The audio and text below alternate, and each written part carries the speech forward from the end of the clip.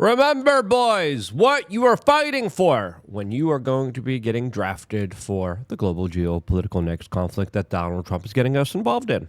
When you're a power gay in a bomb shelter with sexy Tel Aviv power gays. What do you think, guys?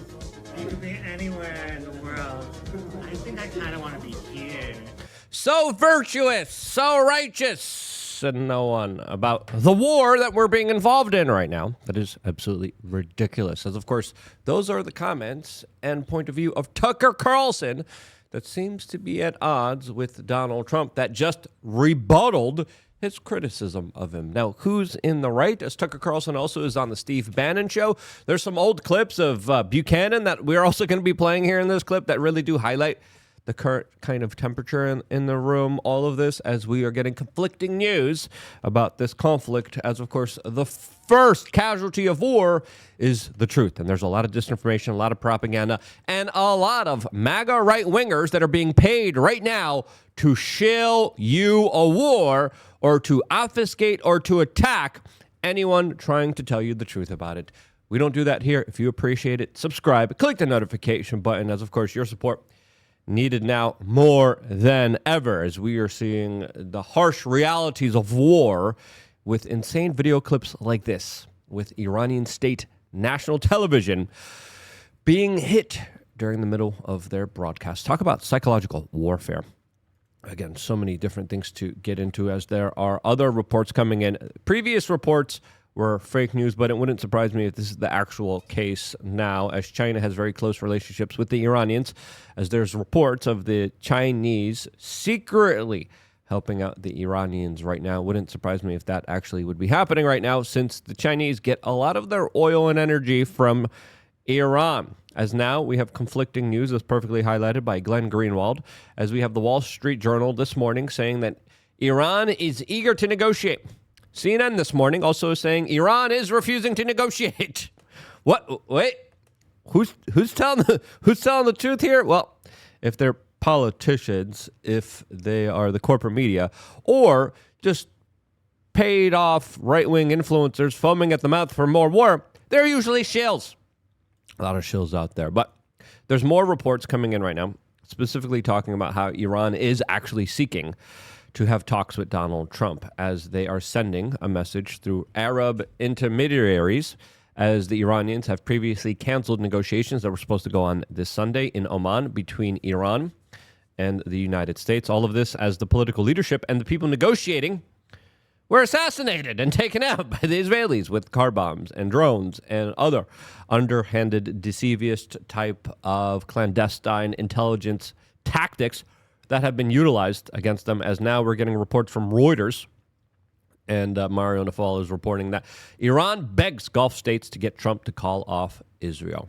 More specifically, we are learning that the Iranians are willing to negotiate if the United States promises not to get involved in this conflict. All of this as we have significant U.S. military movement, and from my sources and from all the information that I'm gathering, Donald Trump has already greenlit the decision and will be getting involved more offensively with this conflict. He's already involved in the defense. Now, according to everyone I'm talking to, and I know a lot of people, I have my sources, Donald Trump already greenlit this. Tulsi Gabbard's getting kicked out of the meetings. Donald Trump said, we're going in, and we are going to be more involved here than we already are, because we already are pretty involved here. Let's just be honest with ourselves. And right now, will there be any negotiations? No, because the end goal here is regime change. Now, enters Tucker Carlson. This is interesting. This is fascinating, since, of course, Tucker Carlson was just on the Steve Bannon show. And this is what Tucker Carlson had to say, which I think is smart. Before we get into this back and forth, I want to play you some of the comments here from Tuck. I actually really love Trump. I think he's a deeply humane, kind person. And I am saying this because I'm really afraid that my country's going to be further weakened by this. I think we're going to see the end of American empire, obviously. Other nations would like to see that, and this is a perfect way to scuttle the USS America on the shoals of Iran. Yep. We're already $9 trillion in debt because of Iraq and Afghanistan. What did we get out of that, other than helping foment a better situation for Israel? Not for ourselves. We got global terrorism from that. All right, we got record high energy prices from that. We got global instability. We had our reputation tarnished and destroyed on the world for that. We destroyed our civil liberties, our economy for that. What do we get from the Iraq and Afghanistan war other than Israel saying go attack these people? And we did that for them. We did it. Clear as day. What else did we get other than helping out the regional partner in that area? Nothing. But it's also going to end, I believe, Trump's presidency and effectively end it. And so that's why I'm saying this. What do you mean by that? That's coming from you. That's you get. Look, Yeah, it's going to end Trump's presidency. And this is why I've been so outspoken. Matt Walsh also has a very similar point and take on this. He says, how Trump can completely destroy his legacy in 2 easy steps. As there's already other right-wing pundits and libertarian pundits, like Dave Smith, saying, I apologize for supporting this guy. And you know what? I have the same sentiments. I feel the same exact way. Why? Because I understand. Listen, people are like, you're overreacting. You don't understand what's coming next. You do not understand how crazy things are going to get. How insane things are going to get. You do not understand how serious of a situation this is. Before going off into Matt Walsh's and Tucker Carlson clips and then Donald Trump's response to Tucker Carlson, before getting into all that, we wanted to remind you we're an independent media. We don't get shilled. We don't get paid to shill for war. Okay, the opposite of that. We're under attack, pretty serious attack. The people going like attacking, slandering, and all the stuff, trying to take away our money right now. We need your support. LukeUnfiltered.com. I really do appreciate your support. It means the world to me. 20 cents a day.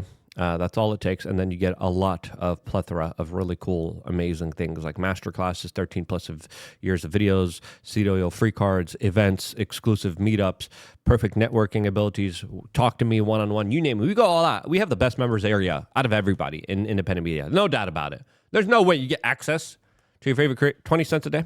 You get to talk to me directly. And we're doing an in-real-life meetup and an in-real-life competition between me and Jeremy from the Quartering. So Jeremy's going to bring out his members. I'm going to bring out my members. We're going to compete in physical sports, and we're going to do that July 9th in Milwaukee.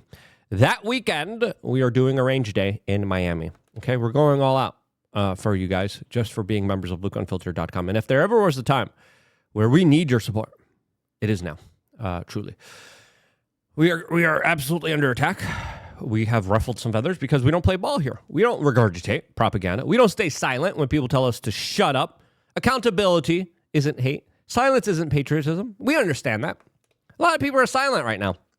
A lot of people don't want accountability right now. A lot of people don't want to fact check saying, hey, there'll be no Middle Eastern war. There's a Middle Eastern war. They don't want any of that. If you appreciate it, voting with your dollar means a lot to me. 20 cents a day. Click the link down in the description below. Sign up to LukeUnfiltered.com. It's quick, it's easy, and simple. Just check your spam because our login credentials get sent to spam thanks to Google for some reason. Another kind of underhanded thing that we have to deal with. Let's get back to this Matt Walsh post here. How Trump can completely destroy his legacy. 1, get us involved in a war in the Middle East, which already, according to a lot of sources, has been greenlit. Only our opposition, maybe. Only our voices, peaceful voices, voices of accountability, voices of saying, please, no more war, could potentially stop this. And 2, give amnesty to illegals on behalf of the hotel industry and big agriculture. And that's exactly what he also kind of did. Man, oh man, oh man. Now let's get back to some of the comments here by Tucker Carlson, because I think Donald Trump's rebuttal of him is a little ridiculous. And I'm absolutely on Team Tuck here, Team Tucker Carlson. I knew Bush. I knew George W. Bush. We had, family connections to Bush. I knew Bush personally. I still see Bush sometimes, and of course he hates me, and he does because I criticized him on Iraq, and that war is the sum total, from a historical perspective, of his administration. But I knew him, and he had all kinds of plans for the things that he wanted to do. But once domestically, right, to improve the country. Right. And you may agree or disagree, but in his mind, he wasn't just about the invasion of Iraq in March of 2000. Oh, no. He was going to redo Social Security. 100%, he had all that. So all types of, he was going to take care of the entitlements issue. And he wasn't able to do that. And he became the worst president in our current history. There's no doubt about it. You asked me, and this is even before this thing kicked off here, months ago, years ago, who's the worst president of our time? Some people say Obama, some people say Biden, some people say Clinton. Bush. If you look at the amount of money we lost, the amount of civil liberties, freedoms, privacy we lost under his administration, you look at how tarnished America's reputation became worldwide. I remember, I'm proud of being an American. I love this country. But I used to travel around the world with a huge American sweater on. And then during that time, they're like, what are you doing? It's like people weren't treating you the same way like they did in the 90s when you traveled internationally and you're like, I'm from America. People are like, whoa, that's great. 2000s, you're like, I'm American. I was like, you're one of those crazy people that wants to blow people up. And that's what people voted against. This is why Donald Trump became so popular. He spoke out against George W. Bush. He pointed at how George W. Bush was specifically linked to those events in 2001, along with Saudi Arabia. Trump hinted at the fact that Bush was involved in orchestrating, knowing the events of 2001. Now, we're in a totally different situation where the people who are fighting those Sunni radicals are the ones that we're fighting. And he really thought it was going to work. Yep. And you could laugh at that or whatever, but the point is the second you get enmeshed in a real war, not a fake, let's go bomb the villagers and declare success, though we don't even have a good track record. Why are the Houthis still there? There's a whole other question, which is how prepared is the U.S. military for a real conflict? Yeah, we failed in Afghanistan. We're not doing that well. The Russians are making munitions faster, quicker, cheaper than we are. The Iranians have, this is what Donald Trump said. Donald Trump's like, the Iranians could build $20,000 drones, $30,000, $40,000 drones. It takes us $20 million to build the same drones. And Donald Trump is like, I need to stop this immediately, publicly speaking out against this. Why does it cost us $20 million? And it costs $20,000? That's a big disparity there. As, of course, the military-industrial complex is filled with a lot of wasteful spending, a lot of pork, a lot of contracts that are no bid, a lot of socialized institutions that are just getting the taxpayer money, and they are taking advantage of us. Everyone hoped Elon Musk and Deutsche could have fixed that, but Donald Trump prevented him from going into the Pentagon and clearing all that up. And the answer is totally unprepared. Scary unprepared. I don't think people understand that. But anyway, the only reason I'm saying any of this is because I really, really care. Yep. Listen, what Tucker's hinting at here is that, listen, we're on the precipice of a big global conflict. We're unprepared. The great people in the military, they were kicked out because of the coup, right? The really smart, competent, those white guys, right? All right, let's be honest. They were de-incentivized from being promoted, from improving their rank because of DEI woke efforts within the military. There was also discrimination efforts within the military against white guys and also against people who believed in medical freedoms and were right-wing. Those people were obfuscated. Those people were kicked out. You look at our current military, listen, we have some of the latest and greatest tools, but comparatively, you look at the manufacturing base and the shipbuilding capacities of China. You look at the war machine that has been started up in Russia. You look at the munitions. It's not looking too good. As, of course, it's not looking too good for Ukraine right now, as a lot of significant Ukrainian military hardware, anti-drone systems, anti-missile defense systems now are being moved from Ukraine. 20,000 missiles a couple weeks ago moved from Ukraine to Israel. Now, this is the tweet that sparked it all up as Tucker Carlson decided to name names. Who is on that list that got us into this conflict?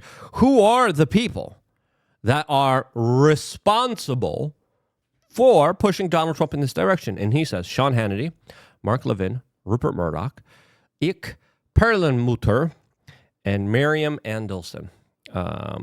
He says, quote, at some point they will have to answer for this, but you should know their names now.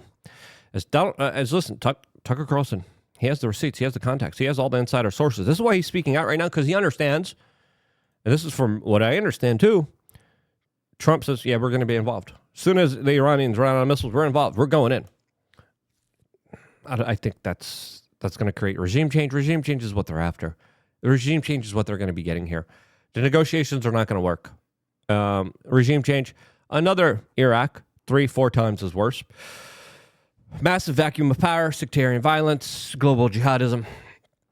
As Trump had a response to Tucker Carlson, as Tucker Carlson is claiming that, of course, he abandoned Make America Great Again, as Trump refutes his criticism, saying, I decide what Make America Great means, and Make America Great means that Iran can't have nuclear weapons. That's what Donald Trump says. President Donald Trump rejected Tucker Carlson's criticism that he is abandoning America's first principles and his support for Israel amongst its military campaign against Iran.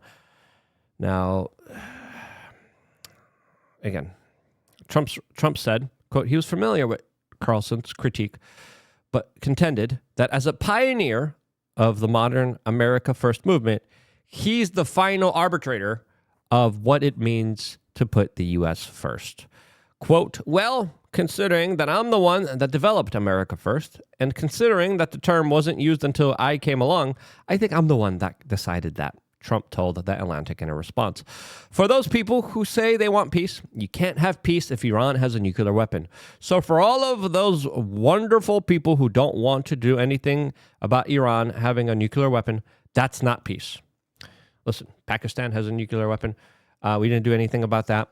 When China was getting a nuclear weapon, when Mao Zedong was getting a nuclear weapon, we didn't do anything about that. When Russia was getting a nuclear weapon, we didn't do anything about that. A lot of other countries have nuclear weapons. We never cared. Now, oddly enough, let's just be honest with ourselves. If Iran did have a nuclear weapon, this war would have not started, because then it would have been mutually assured destruction. And the Israelis would have understood that. And whatever you might think about the Cold War, but it was the fact that the USSR, the Soviet Union, and the United States both had the capabilities of destroying each other. And because they didn't fully engage in a full-on kinetic war. It was proxy wars.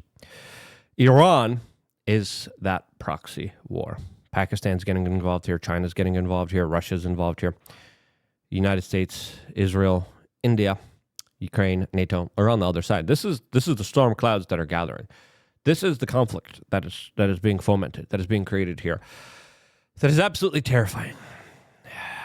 I'm absolutely in 100% agreement with Tucker Carlson. I think a lot of the propaganda efforts are very insane right now. And you go on Twitter, and it's just people, especially a lot of these right-wing MAGA women, all of them in unison, like, war, more war, please. They have no idea what they're calling for. They have no idea the human horrors that they're ushering in. It's almost as if they're being hijacked and conjured by demons. And I think that's a perfect assessment of what's going on by a lot of these people. They're like, yes, more war, take them out, finish the job. And that's the final comment. That's the talking point that's going around right now. Finish the job. What does that mean? What are the long-term consequences of finish the job? Yes, the Iranians aren't doing good militarily. We told you that from the beginning of this conflict. They're going to lose. But it's the other forms of warfare that we should be worried about. Fourth, fifth generational forms of warfare, terrorism on American soil, cyber attacks, energy prices, instability, China, Russia seeing this as a big opportunity. Russia's making some very big significant gains right now in Ukraine. As Bibi is going around and saying, yep, it was Iran. It's Iran that tried to take out Donald Trump twice. And then coincidentally, they go to Donald Trump and they're like, hey, look, it's these guys that try to take your life. But also, completely unrelated, can you help us start a war with these guys? And Trump's like, okay, all right, I'll do that. Like it or not, the United States is involved here. I'm with Matt Walsh. I'm with Tucker Carlson. We need now more voices of discontent. We need more voices for peace. We need more people speaking out against a lot of this lunacy, a lot of this nonsense. I think it's not just Trump's reputation that's at stake here, that some people would argue has already been kind of self-sabotaged here, but it's the future of America. But it's more than that. It's the future of the world. It's the future of us, our people, our country, and peace in this world. Right now, we're entering and ushering into one of the most dangerous time periods of our time. It's going to get wild. It's going to get crazy. Strap your boots in. Be prepared for all hell to break loose, because it already probably is, in my opinion. Thank you guys so much for subscribing to LukeUnfiltered.com. Stay tuned for more, all here exclusively on youtube.com/wearechange.